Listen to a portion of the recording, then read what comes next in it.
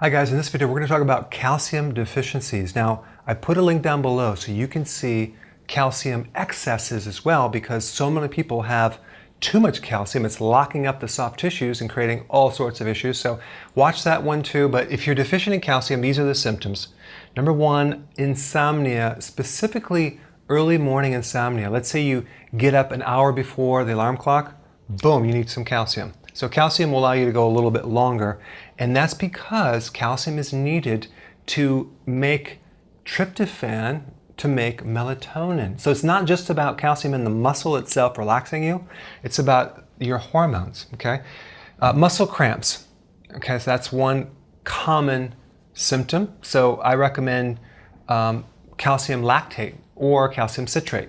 It's very easy to find. Brittle nails, tooth decay, bone loss, and red-purple spots.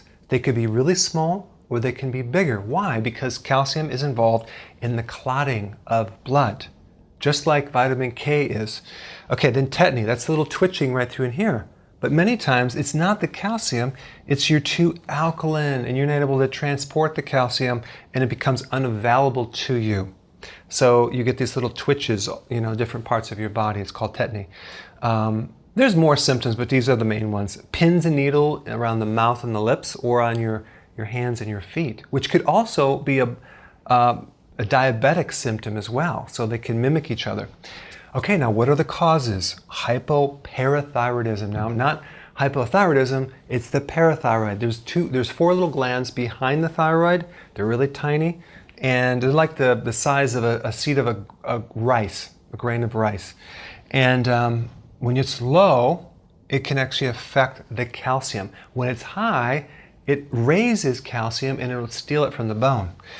Kidney damage can cause a calcium deficiency. Calcium channel blockers, that's what you would take if you have high blood pressure, because that blocks calcium.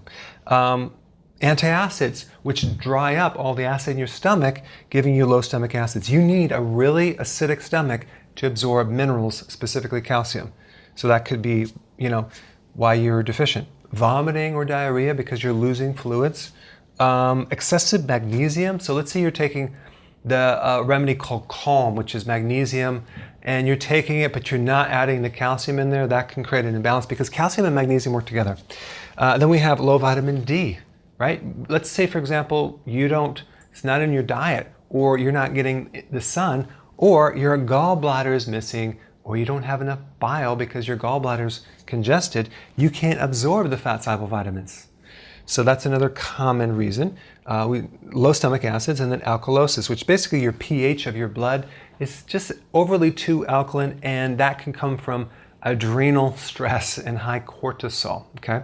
The best foods for calcium would be grass-fed dairy, cheese. I do a lot of cheese. You get a lot of calcium from that. Greens, leafy greens, spinach, bok choy, kale is loaded with calcium, nuts, seeds, fish, sardines, and it's in a lot of other foods as well. If you're going to take a supplement, I would go for the calcium lactate. If you can't find that, go with the citrate, calcium citrate, but do not go for the calcium carbonate. That's like chewing on cement. It's just chewing on this wall right here.